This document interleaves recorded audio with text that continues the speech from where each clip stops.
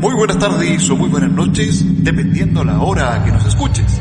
Comenzamos un capítulo más de Nave Nodriza. Desde Santiago de Chile, Yarrión. Desde Ciudad de México, Nolosí.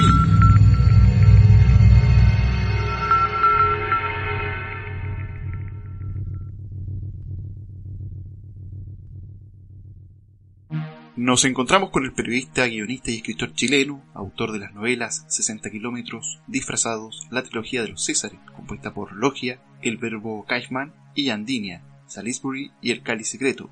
En el año 2013 ganó el premio a Mejor Obra Literaria del Ministerio de Cultura de Chile con la novela gráfica Mochadik. Ha escrito además la serie de novelas para niños Max Urdemales, los ensayos de no ficción Dioses chilenos, Alienígenas chilenos y Los Nuevos Brujos. Entre sus obras también se encuentra la colección de relatos Historias monstruosas de Chile, la novela gráfica La historia de Chile en cómic, 1899, Metahulla 1 y 1959, Metahulla 2, Alex Nemo y la Hermandad del Nautilus, y la ya mencionada Mochadik. Entre sus últimas publicaciones se encuentra la novela distópica Próximos Días y la novela gráfica Los Fantasmas de Pinochet, ambas aparecían en el año 2021. En noviembre de este año publicará Los Nuevos Brujos 2, Alienígenas Americanos, segunda colaboración con Juan Andrés Alfate, y para agosto del 2022 anuncia Behemoth, una epopeya de ciencia ficción que va de space opera a cyberpunk y viajes en el tiempo. En la actualidad también trabaja como autor de series en desarrollo para HBO, Disney y Amazon, una de ellas basada en la trilogía de los Césares. Actualmente existe en las redes sociales como @fortega. Nos encontramos con el señor Francisco Ortega. Buenas tardes, Francisco, ¿cómo estás? Bien, gracias por la invitación a esta nave nodriza. Así que yo les tengo de partida una pregunta a ustedes dos, tripulantes. ¿Qué tipo de nave nodriza es? ¿Discoidal, esférica o un cilindro, o también llamado uso, como le decía Ricardo Santander Batalla en Fue Jehová un cosmonauta? Genial pregunta, Francisco. Primera vez que nos hace una pregunta tan interesante, pero estaba ahí como rondando en el aire. Estábamos esperando que algún momento llegara esta pregunta. Yo creo, Yarriot, que estamos en esta nave que ya lleva más de 3 años sobrevolando el planeta y otros mundos también. Es una nave de tipo cigarro, estas naves más bien de ese tipo de consideración que se le hace luego coloquialmente. Exactamente, una nave tipo puro, ¿cierto? La nave nodriza clásica. Exacto. Al menos yo siempre la imaginaba de esa forma, a pesar de que en nuestro logo aparezca un tipo de nave ya más adamskiana, por así llamarlo, pero bueno, son detalles, ¿cierto? Francisco, bueno, primero que todo agradecerte que te hayas tomado el tiempo de participar con nosotros en este programa, ¿cierto? Vamos a comenzar inmediatamente con preguntas que van ligadas a dónde tú o cómo tú comienzas, digamos, este acercamiento al tema de la ufología o tu interés por el tema ovni. Súper chico, súper niño, yo creo.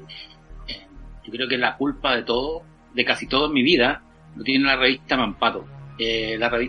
Porque mi papá compraba la revista Mampato. Yo nací en el 74 y mi papá compraba la revista Mampato como para que yo la tuviera cuando aprendiera a leer. Entonces yo aprendí a leer con la Mampato, aprendí a leer cuando estaba en kinder, como jugando, y la revista Mampato tenía muchos temas de ovnis, no solo historietas de ovnis. Tenía temas de ovnis en una época donde había muy poca información y donde además era muy chistosa la revista Mampato, porque como era una revista para niños, pero era como un magazine cultural, publicado entre el 68 y el 78, en que Chile realmente era una isla y en el que había muchos supuestos. Entonces estaba lleno de artículos sobre el hombre de las nieves, sobre el monstruo del lago Ness, sobre ovnis, sobre extraterrestres en la luna.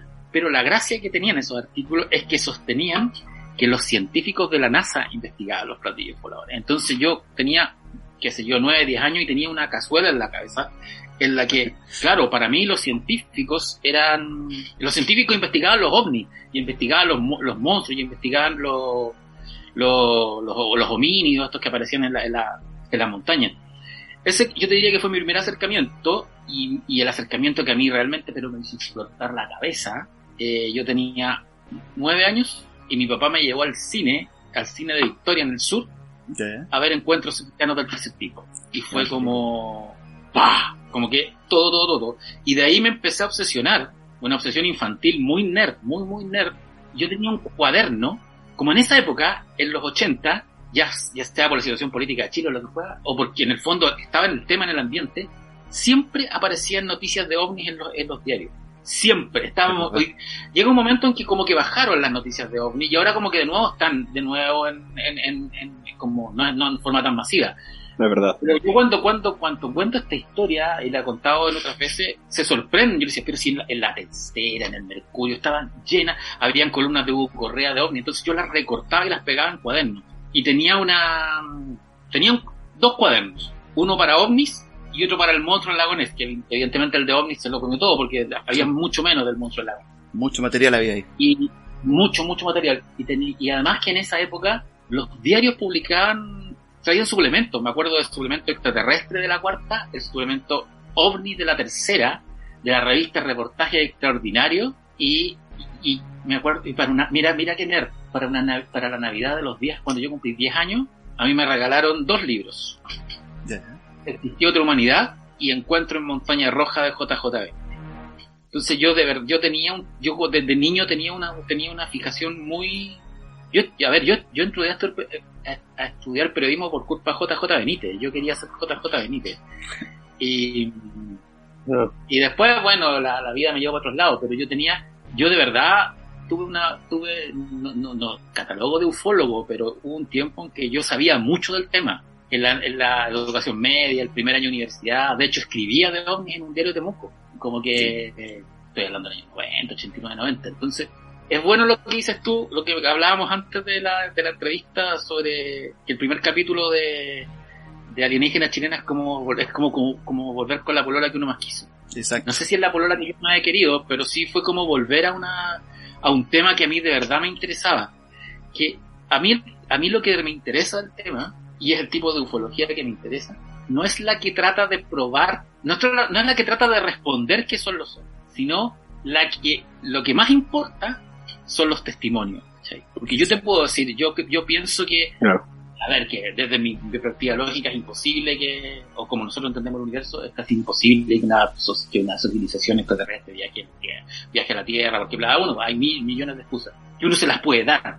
Pero tú cuando hablas con gente de pueblos, con gente, sobre todo gente del campo, que te cuentan historias, tú no eres quien para no creer. Exacto. ¿Cachai? Exacto. Fíjate que una de las cosas más bonitas que yo alguna vez he escuchado, yo el año 2017 cumplí un sueño de infancia. Fui al lago Ness. Ya. Wow. Fui al lago Ness, fui a Escocia, lo recorrí entero, me subí a un bote de un viejito que se llama, un señor que lo recorre, que se llama el Nessie Hunter, con quien recorres el lago y te cuenta historias. Y después como que uno entra me dejaron en una casona grande que hay donde está el centro de estudios de Loch Ness y tú lo recorres y ves las fotos y todo. Y al final hay un señor que es como el director del centro de estudios del misterio de Loch Ness. Se parece a Gandalf, así como un barba. Y él te recibe, bueno, él es un millonario, es dueño de ese palacete, yeah, que no es el típico castillo que aparece en las fotos, que es el castillo Urquhart que está en ruina, está en otro lado. Este es como un es como una mansión, así como la mansión de Batman. Es muy parecida a la mansión de Batman. Y que está en todo el primer piso, es un museo privado de este caballero, donde obviamente te cobra plata, y tú pasas, lo recorres, y hay un hall grande donde tiene el submarino que él se mandó a hacer para investigar el lago. Investigar. Oye, el lago. Y el tipo al final te recibe y habla contigo, y habla cuando uno va en grupo, ¿cachai? Te dice, yo he investigado este lago 70 años, viajé en este submarino, pagué sonares, y creo que no hay nada. Y después dice, pero eso no importa. Y yo creo en el monstruo, y la gente del pueblo del Drumnadrochit, se llama el pueblo, también cree. La gente de Fort Augustus, que es el otro pueblo, también cree. La gente de Inverness también cree. Porque eso es lo bonito de los mitos vivos, ¿sí? Y el monstruo del lago Ness es un mito que cruza el folclore y se mezcla con criptozoología. Y de alguna manera, todo lo que es el fenómeno ovni, desde 1947 en adelante, es un producto cultural, es un fenómeno cultural, es un fenómeno sociológico. Exacto. Donde se mezcla el folclore con las creencias y con una posible realidad. Por eso yo soy me cargan esa visión que tienen algunos científicos de decir, todos los que ven ovnis están locos porque es imposible que existan. Es como, a ver, espera.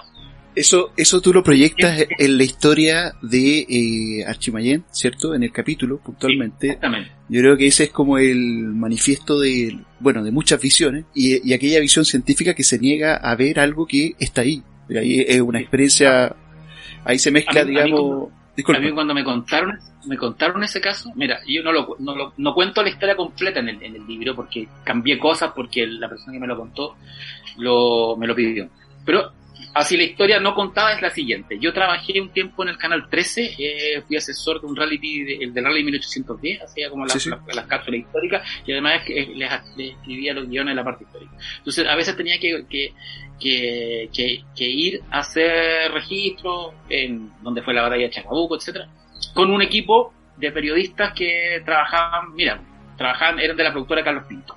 Y ahí estaba uno de los periodistas, el camarógrafo y productor, era un veterano de la televisión chilena que fue uno de los fundadores de CNN en Chile, junto con un par de periodistas que hoy día son muy famosos. A él le pasó esto. Él estaba en Valdivia en esa época, junto con, no me acuerdo el nombre del periodista, y claro, pues me decía, y que era muy fuerte, porque estaba este personaje, que yo no lo puedo nombrar. O sea, sí, no, se entiende.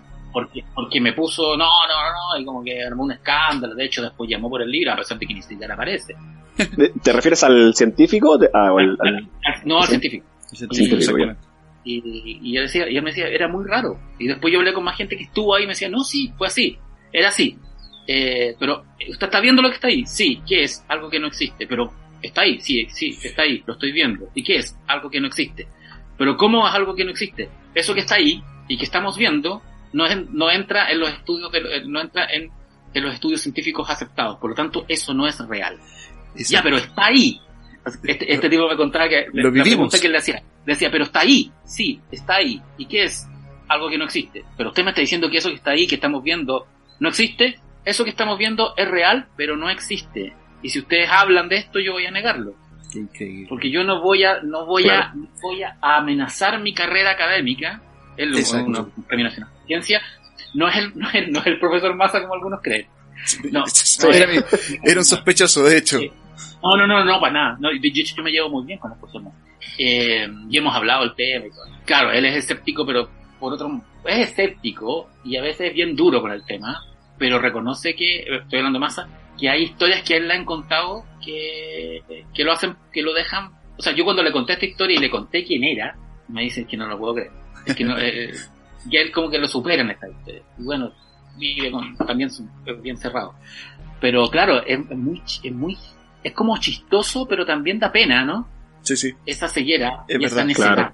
Pero lo bonito también de ese relato en particular, que también confabulan ahí tres visiones que son distintas. Una está la visión, ¿cierto?, de este científico, ¿cierto?, que de alguna manera te causa esa maldita odiosidad, ¿cierto?, decirle, oye viejo, ya, pues, dinos algo.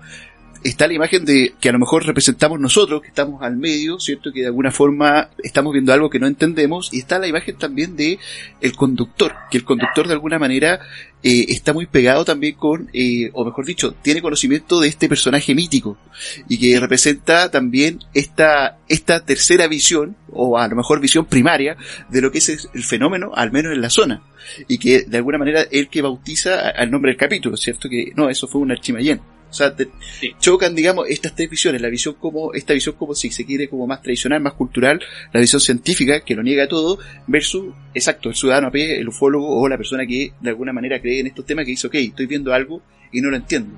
Aparecen esas tres visiones en el relato.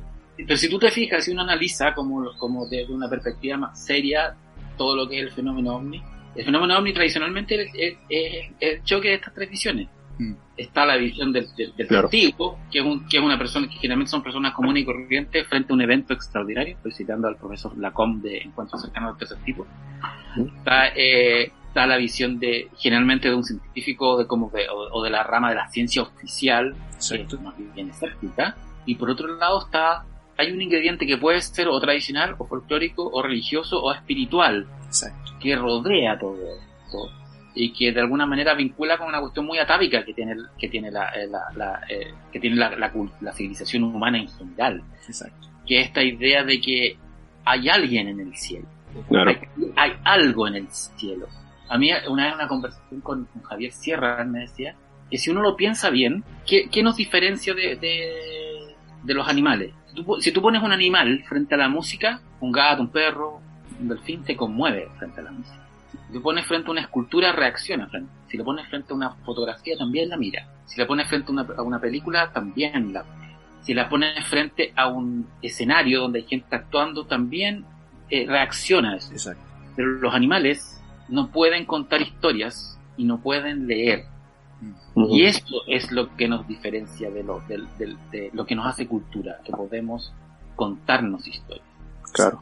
¿Cuáles fueron las primeras historias de la humanidad? Se supone, la otra vez lo leía, que los primeros gestos que hizo el homínido fueron señas para alertar acerca de 4 animales: águila, serpiente, león, 3 animales: león, águila y serpiente, que eran los 3 depredadores que tenía. Un Australopithecus o anterior Australopithecus inventó esos gestos para alertar a sus congéneres de que eran sus depredadores, sus predadores. Si tú piensas, si tú agarras el águila, el león y la serpiente y lo mezclas en un solo animal, tienes el animal atávico por excelencia de todas las culturas humanas, que es el dragón. Exacto. ¿Cachai? Sí, pues verdad. Y por eso el dragón está en todas las culturas. Lo otro que gritó, el otro gesto que hizo es el alertar sobre la noche. ¿Cuál es la otra criatura sobrenatural que está en todas las culturas? El vampiro, el ser de la noche, ¿no? Y luego miró al cielo y vio que en las nubes se provocaban relámpagos, e ideó que había alguien en el cielo que enviaba esos relámpagos, y inventa los relatos de dioses y de demonios. Pero eventualmente también empezó a ver cosas. Porque tampoco hay que negarse ante la realidad de que la idea de seres en el cielo, ángeles, demonios, el nombre que le queramos poner, está presente desde la India hasta los mapuches. Es verdad. Claro. Entonces hay un fenómeno, es indudable, que a lo mejor no es extraterrestre, que a lo mejor es natural y lo desconocemos, que a lo mejor es alucinógeno y no tenemos idea porque la mente trabaja. A lo mejor es de choque de dimensiones, es lo que habla este libro de, ¿cómo se llama? El de la realidad daimónica, que en el fondo hay choques de repente de dimensiones, y de ahí viene el tren y todas esas cosas. Pero a mí no deja de parecerme fascinante que lo que toco, uno de los temas que toco en Alienígenas Chilenas, que por ejemplo la idea de las abducciones extraterrestres es exactamente lo mismo, es el mismo modelo que el Trauco o que otros mitos de seres de baja estatura con piernas extrañas que secuestran mujeres para violarlas y crear una especie híbrida. Exacto. O sea, entre el caso de Betty Hill y los mitos griegos o el Trauco, no hay ninguna diferencia más allá del contexto histórico en el que esas cosas se cuentan. Entonces ahí hay una lectura que creo que es algo pendiente de la ufología, porque yo siento que la ufología trata de ser una ciencia. Exacto. Y quizás la ufología no tiene que ser una ciencia, la ufología tiene que ser una narrativa, tiene que estar más cercana del contar historias, y ahí va a encontrar respuestas. Y a lo mejor nunca tiene que encontrar respuestas, a lo mejor solo tiene que hacerse preguntas sobre preguntas, claro, sobre preguntas,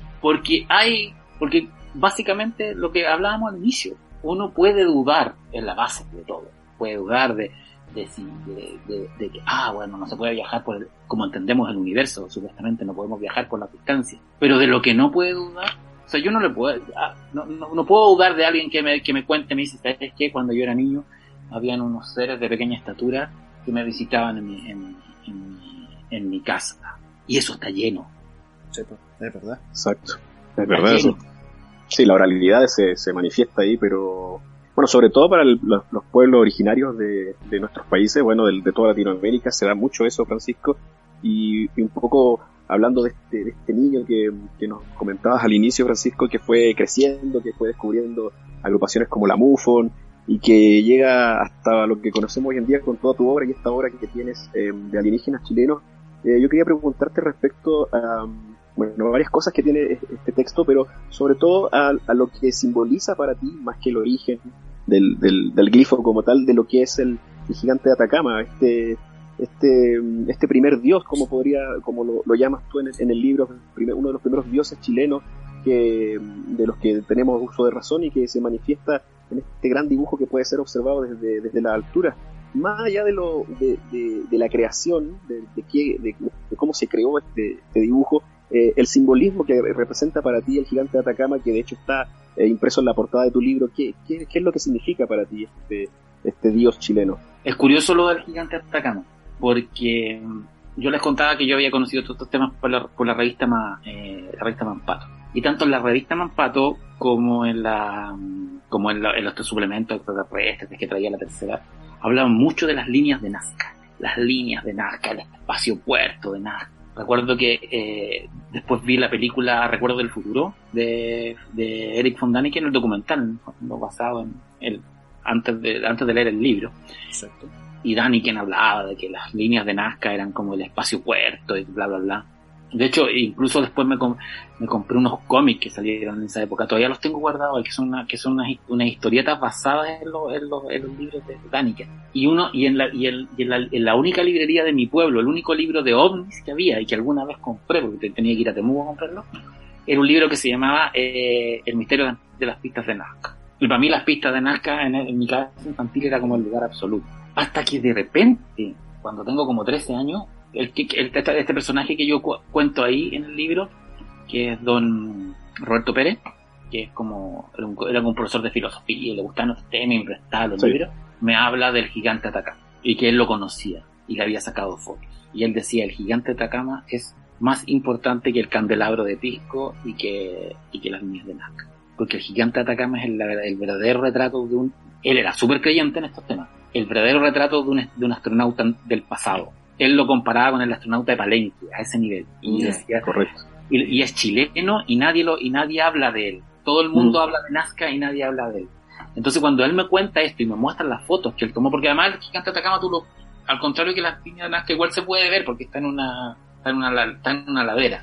No se puede ver también si está ahí como desde el espacio. Entonces yo sentía que esas palabras que me dice don Roberto Pérez cuando yo era muy chico quedaron para siempre en mi cabeza. Y cuando estaba por la posibilidad de hacer este libro, que este libro nació por casualidad, Alienígena Chileno, era la segunda parte de Dioses Chilenos, y yo le digo al editor, ¿sabéis qué? En el fondo este libro trata de otro tema, va por otro lado. ¿Por qué no le ponemos Alienígenas Chilenos? Oh, pero que alienígena de repente te vaya a desperfilar. No, qué lindo.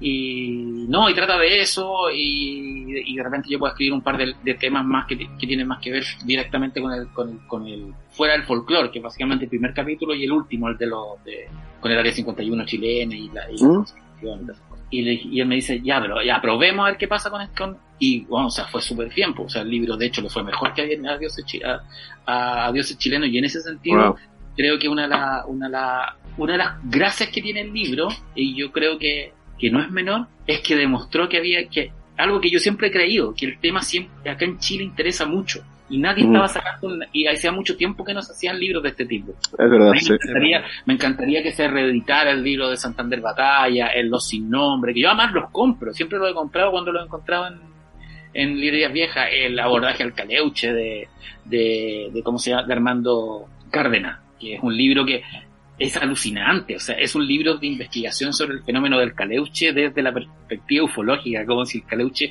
fuera un OVNI, un objeto submarino. Wow. Entonces, y es un libro publicado por Editorial Nacimiento en 1979, que hoy día es muy difícil de encontrar y que es un libro que está al nivel de cualquier clásico de la ufología y que hay que rescatarlo. Entonces, una de las gracias que hay, y porque a mí me interesa que Alienígena Chileno lo haya también, es que quizás va a permitir que haya un rescate de estos libros de investigación escritos en un Chile un poco más inocente que el actual, con menos ¿cómo se llama? Redes sociales, pero que constataban de esta cosa de este Chile maravilloso, ¿no? Que mezcla de leyenda, mito y realidad daimónica o realidad mágica, como queramos llamar. De hecho, poco a poco fueron saliendo más libros de Francisco, ¿no? De hecho, hace poquito tuvimos la oportunidad nosotros también de conversar por acá con Patricio Busleme, que también rescata mucho... que el libro que sacó es potentísimo.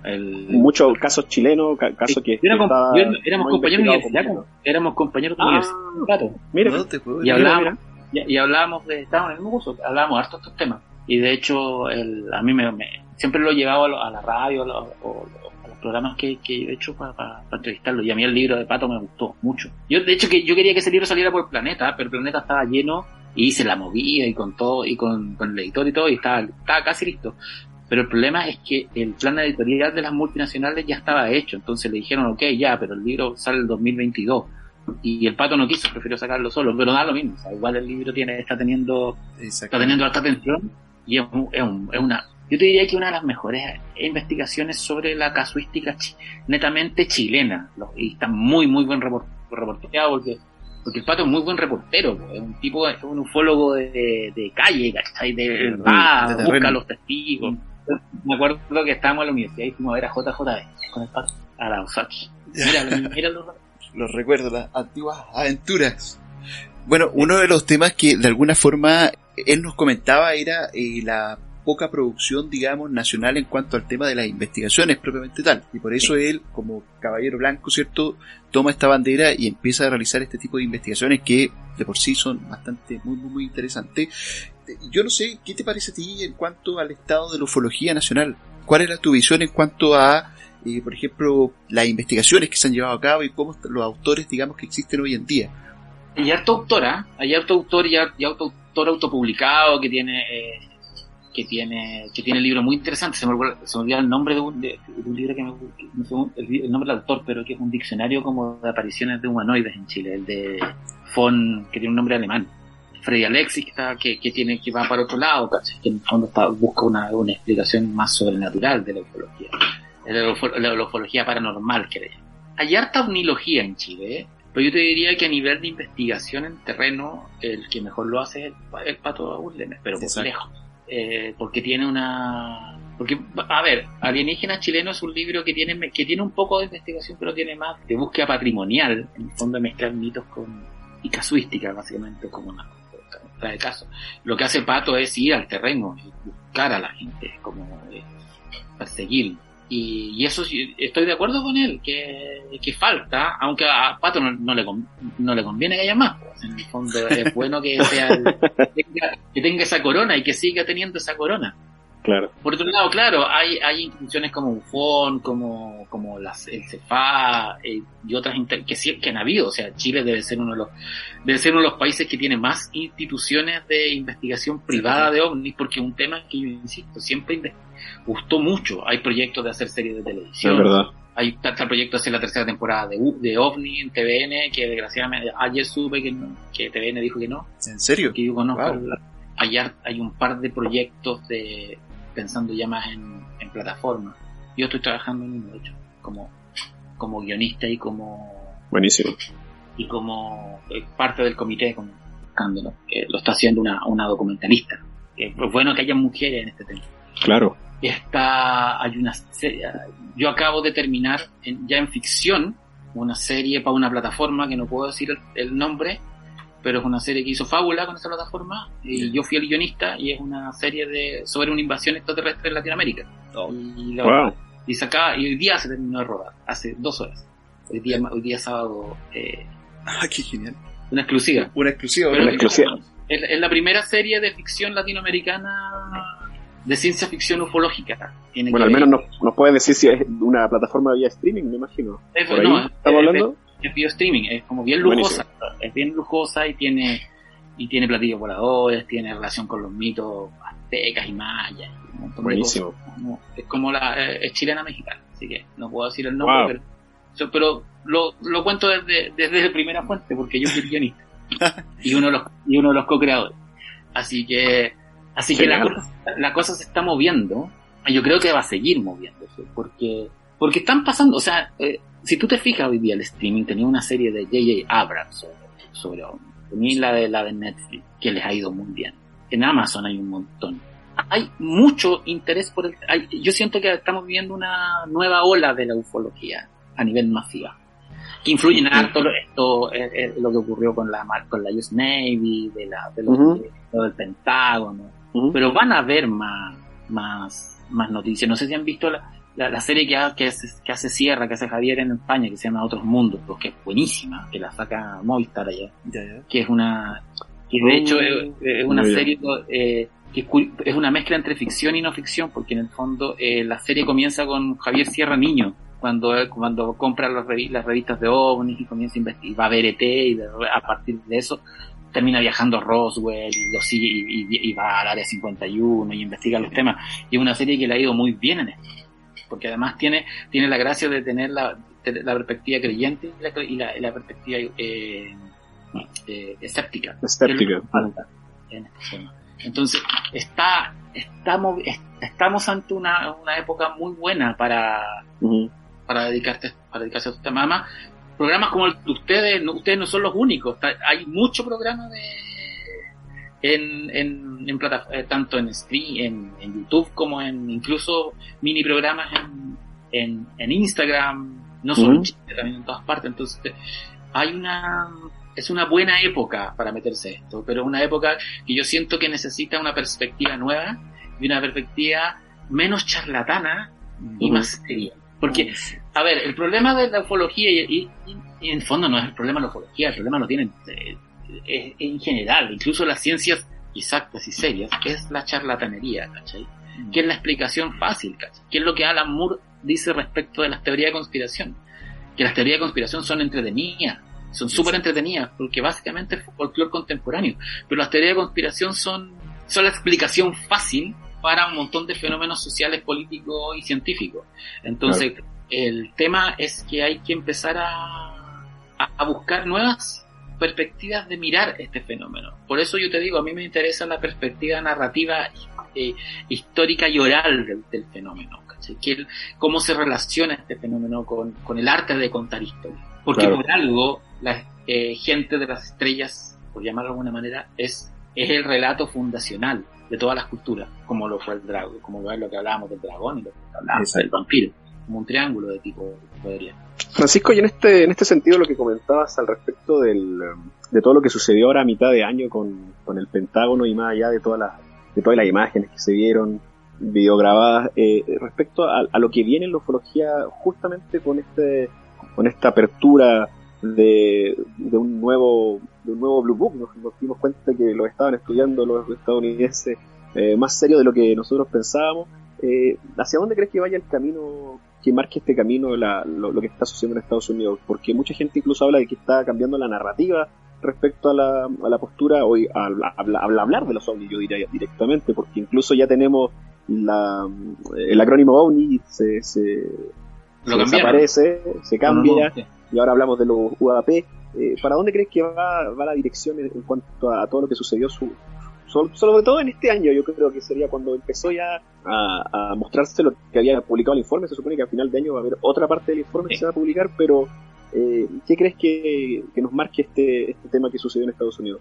A ver, lo más interesante de lo que ocurrió en Estados Unidos es que hay una aceptación oficial de que hay algo en el cielo. Hay una presencia de máquinas con un comportamiento inteligente que funcionan muy por encima de las capacidades aéreas. Está la hipótesis extraterrestre, pero también pueden ser prototipos chinos. A mí no me extrañaría que los chinos hayan inventado algún tipo de dron inteligente y que lo tienen para joder a los Estados Unidos. Hoy día es la mayor potencia del mundo, e incluso los rusos. Claro, hay una cuestión también muy que uno tiende a desconfiar, porque la industria gringa, sobre todo la industria militar gringa, es muy buena para buscar excusas para gastar plata. Y en el fondo, después del desarrollo del JSF, que es el F-35, el Lockheed F-35, que ha sido un gran gastadero de plata para Estados Unidos. Los gringos dicen, vamos a construir un solo tipo de avión estándar que funcione para el Cuerpo de Marina, para la Fuerza Aérea y para la US Navy, que el F-35 va a tener 3 versiones: versión convencional, versión para portaaviones y versión de despegue y aterrizaje vertical, supuestamente para ahorrar gastos al tener un solo avión y un solo repuesto. Pero el F-35 no ha funcionado como esperaban y se terminó convirtiendo en el programa militar más costoso de todos los tiempos. Entonces, ¿qué pasa? La administración de la Fuerza Aérea y sobre todo de la Marina y del Cuerpo Marina dicen, no, el F-35 no nos sirve. Necesitamos encontrar una manera para conseguir financiamiento para financiar un F-36 o un F-37, como se vea. Entonces, justo cuando está el cagazo del F-35, a mí me parece curioso que aparezca esta comunicación oficial, que básicamente lo que te está diciendo entre lectura, entre líneas, es que el espacio aéreo y la soberanía aérea de los Estados Unidos está siendo amenazada por presencias, por vehículos que están por encima de las capacidades defensivas de nuestros actuales aviones de guerra. Necesitamos un avión de séptima generación, porque el F-35 no nos sirve, y ya nos gastamos mucha plata en el F-35. Y que además justo esta noticia coincida con la luz verde al proyecto FARA, que es del Ejército de Estados Unidos para desarrollar helicópteros de alta tecnología, que comenzó ahora hace poco, para el desarrollo para que se empiece a hablar del nuevo caza de sexta generación, salió la semana pasada. Entonces tú decís, ya, ¿no será que por ahí... Mucha coincidencia, ¿no? Exacto, por ahí va el tema. Pero eso no niega que efectivamente... Lo otro, claro. Lo otro, porque además son testigos muy calificados, o sea, son pilotos de la Marina, que son los mejores pilotos del mundo. ¿Cachai? Y con herramientas necesarias, no simplemente una visión, digamos, de cualquier persona. Claro. Están con herramientas. Y no solo el registro de los testimonios de los pilotos, también están las cámaras. Exacto. Que son cámaras de un F-18, de un avión de un avión muy moderno, ¿cachai? De muy alta tecnología. Y efectivamente estos aparatos se mueven de forma distinta. No estamos diciendo que sean extraterrestres, pueden tener origen extraterrestre, pero también perfectamente podemos estar ante pruebas de tecnología muy avanzadas de alguna superpotencia. No sabemos nada de China, y China ha desarrollado proyectos militares de envergadura, pero tremenda en los últimos 40 años, y que acá no conocemos nada. Sí. Y están en una carrera armamentista. Y además el hecho de que no es nuevo que tanto Estados Unidos como Rusia escondan proyectos militares y los disfrazan de ovni. O sea, el Blackbird, que es el típico avión famoso de los aviones de los X-Men, cuando empieza a volar en el año 50, lo disfrazaban de ovni, o sea, lo pintaban de plateado para que si lo veían desde tierra o del aire, aviones comerciales, porque era un avión muy secreto, el reflejo del sol en este avión, que tenía una forma bastante inusual para el resto de los aviones, que además era un espejo, agrandara su tamaño, la luz lo deformara hasta hacerlo parecer un platillo, porque en el fondo, claro, si tú decís que ya en los años 50 la Fuerza Aérea de Estados Unidos estaba usando el fenómeno ovni para ocultar proyectos militares, o la gran oleada de los triángulos voladores en Bélgica y Alemania en los 90, que después se supo que eran pruebas del TR1, del TR2 creo que se llama, que es un triángulo, o del mismo DC-17. Entonces hay un tema ahí con la ufología que se mezcla con investigación y con desarrollo de proyectos militares, que también es otra pata también. Y también es una pata narrativa, porque en el fondo es inventar una historia, usar una historia que está en el inconsciente colectivo para tratar para ocultar, para una verdadera conspiración, ¿cachai? De hecho, si lo piensas, esta conspiración es más rebuscada que la del Majestic 12 o la del Área 51. Y es más siniestra también, porque implica manipular a la gente. Bueno, ejercicios de manipulación, digamos, a nivel de masa, lo hemos vivido acá también en Chile, por el tema de, por ejemplo, el cometa Halley, por ejemplo. O el cometa Halley, o el mismo caso del Cabo Valdés, el caso del Cabo Valdés, en todas sus aristas, desde la arista ufológica hasta la arista de conspiración gubernamental, es una perfecta conspiración militar de ocultamiento. O al menos cumple con todas las condiciones. Cumple con todas las condiciones, con todas. Y lo del cometa Halley también, o la Virgen de Villa Alemana. La Virgen de Villa Alemana, exactamente. Estimado, bueno, nosotros no comenzamos haciéndote esta pregunta, y que tiene que ver a lo mejor con el tema más personal. Tú siempre interesado por el fenómeno, un lector, digamos, acérrimo de cuánta obra. ¿Tú has tenido experiencias personales con temas ovni? No, nunca. Y fíjate que yo creo que debo tener una tara psicológica, porque lo más cercano a una experiencia paranormal fue en una iglesia evangélica donde yo vi un exorcismo. Wow. Pero nunca he sabido si fue un exorcismo de verdad o fue un show muy bien montado. Pero yo, por ejemplo, he ido, cuando trabajaba en la revista Muy Interesante, hacía hartos de estos artículos, he ido a casas embrujadas donde penan, al hospital de San José de Maipo. He pasado noche ahí, todo el mundo escucha cosas y ve cosas, yo no. Claro. He ido al Cajón del Maipo como 10 veces a buscar ovni, todo el mundo ve algo, yo no. Suele pasar. No vi el monstruo, bueno. La verdad que no existe. No, he ido a ver ballenas y no he visto ballenas. ¿Cachai? Como que todo lo que me gusta se arranca de mí. Y en ese sentido, me encantaría ver algo. Mira, una vez creí ver un ovni. ¿Ya? Pero no haciendo otra cosa. Estaba en Victoria, en un verano en Victoria. Eran como las 12 de la noche, estábamos con un grupo de amigos como en el cementerio. Y estábamos hablando de estos temas y de repente el cielo se pone verde. Y sobre Victoria cruza así, una hueá enorme, verde así, cruza hacia de mar a cordillera y ilumina los cerros. Obviamente nos matamos de miedo. ¿Qué es lo que vi? ¿Hipótesis?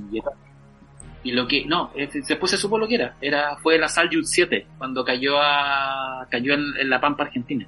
La estación orbital rusa. Eso bueno, no dejó de ser espectacular igual ver eso. No, y como un meteorito gigante, porque más pasó a baja altura, entonces iluminó todo. Pero claro, cacha la responsabilidad de los rusos. Dejar caer una estación orbital en la Pampa Argentina. Imagínate que se hubiera desviado un poco y cae en una ciudad. Sí, pues. O sea, no es un meteorito, pero hace un daño hace, exactamente. O sea, estamos hablando de un artilugio espacial. La Salyut no era tan grande como la Mir o como la actual, pero ya tenía unos 15, 12 metros, no era menor. Y fue el mismo día estoy hablando del año 88, 87, que fue el caso de estos pilotos brasileños que persiguieron ovnis y que también dieron la explicación que lo que habían perseguido eran los restos de la Salyut. Sí. Pero esa explicación es muy mula, porque efectivamente estos pilotos brasileños persiguieron objetos discoidales que los atacaron, ¿cachai? Que se volvieron contra ellos, y eran dos pilotos eran dos F-5 y dos Mirage. Estamos hablando de 4 pilotos. Ahí ese caso fue real. Sí, pues es el famoso La Noche de los OVNI en Brasil. Exactamente. Súper bien. Claro, la explicación era la Salyut 7, no. O sea, no, pues. Además que yo la vi, yo era chico y la vi, cruzó sobre Victoria. O sea, Oye, Francisco, y respecto a eso que te preguntaba aquí ya recién, respecto, por ejemplo, a un encuentro ya como un encuentro cercano, un encuentro de un nivel 2 o 3, ¿no crees que, por ejemplo, no estás de acuerdo, por ejemplo, con lo que menciona, por ejemplo, el doctor Berlanda, que la gente que tiene este tipo de encuentros es gente que tiene que tener ciertas condiciones psicológicas o digámoslo así, o física o biológica incluso, determinadas para tener este tipo de encuentros? Creo que no. A mí me gusta pensar que es gente común y corriente que se enfrentó a situaciones extraordinarias, que algo pasó, estuviste en el lugar adecuado o inadecuado en el momento adecuado, en el momento preciso, pero creo que le puede pasar a cualquier persona. Pero si estás de acuerdo con lo que, por ejemplo, menciona Jaime, ¿no? Que el tema tiene que ver, está compuesto desde el reino de lo psíquico y desde el reino de lo físico. Está compuesto el fenómeno. Sí. Es una mezcla de cosas. Pero cuando tú ves analizas casos donde hubo pruebas concretas de aterrizaje o de algo extraño, yo creo que es eso, que es gente que se cruzó con algo extraordinario. Francisco, ¿y qué se viene a futuro contigo, con proyectos? ¿Hay una alienígena chileno 2? ¿Qué es lo que se viene en estas temáticas? Con Salfate nosotros hicimos un libro el año pasado que se llama Los Nuevos Brujos. Ya. Ese libro quedó harto material, todo el material OVNI, que era básicamente eran como 50 casos como los más famosos del mundo, como que los estamos juntando para ver si sale de aquí a fin de año. Es como una segunda parte de Los Nuevos Brujos, pero como 100% OVNI. Perfecto. Y el próximo año yo publico una novela de ciencia ficción, como en agosto, que es una novela space opera, así como con viaje al espacio y todas esas cosas, como una novela que siempre quise escribir, que gira en torno a la posibilidad de que la humanidad sea la única especie inteligente en el universo. Y eso crea una angustia mayor. Imagínate la certeza de que somos una anomalía. Este es el juego de la novela. Ya. La certeza de que la humanidad es una anomalía. Qué locura. Y eso provoca un cisma desde científico a religioso al saberse que no hay nadie más. Que a mí me angustia más que la posibilidad de que, de todas maneras, que haya 5.000 civilizaciones en la Vía Láctea, que es como lo que te dice la ecuación Drake, ¿no? Que es como si tú la sacáis como 5.000 civilizaciones. Exacto. Más o menos en la Vía Láctea. O más, incluso. Perfecto, Francisco. La verdad es que ha sido un una charla muy, muy interesante, muy amena, la verdad. Agradecemos muchísimo tu tiempo, tu disposición para estar aquí y ser parte de Nave Nodriza en esta serie de entrevistas que hemos estado haciendo con investigadores, ufólogos, escritores, todas las personas que están referente o cerca de este fenómeno ufológico. Ha sido realmente un agrado para nosotros y me imagino que para todos quienes han escuchado esta entrevista con Francisco Ortega, este periodista chileno, escritor que tiene varios textos que estaremos compartiendo en nuestras redes sociales, por supuesto, y del cual nosotros incluso hablamos mucho. Tuvimos un capítulo temático que pueden buscar por ahí también, que es sobre el Anchimayel. Y bueno, recomendar 100% tu libro, Alienígenas Chilenos, que tenemos acá en este momento aquí. Ahí lo mostramos a la cámara, aunque ustedes no lo están viendo, nuestros podcast escuchas, pero aquí está este libro, que es un libro imprescindible para quienes gustan de la ufología, Francisco. Muchas gracias, lo pasé muy bien, ha sido una muy buena conversación. Podríamos haber estado 4 horas hablando, porque temas y sale. Y también quiero aprovechar de recomendar el libro del Pato Busleme, que lo nombramos, que se llama Unir en Chile, que también lo tengo en digital, que es un muy buen, que yo diría que si Alienígenas Chilenos es un libro como que va hacia el patrimonio y el folclore. El libro del Pato Busleme va a la investigación dura, al terreno, y eso encuentro que es un muy buen complemento. Buenísimo, Francisco. Esperamos tenerte en una próxima oportunidad nuevamente aquí en Nave Nodriza, y agradecidos de tu tiempo y de tu información, por supuesto. No, ustedes también, y qué bueno haber salido de la duda de que era una nave en forma de cilindro. Un abrazo. Ha sido develado el misterio gracias a Francisco Ortega. Muchas gracias, Francisco. Muchas gracias, Francisco. Que estés muy bien. Chao. Hasta luego. Chao.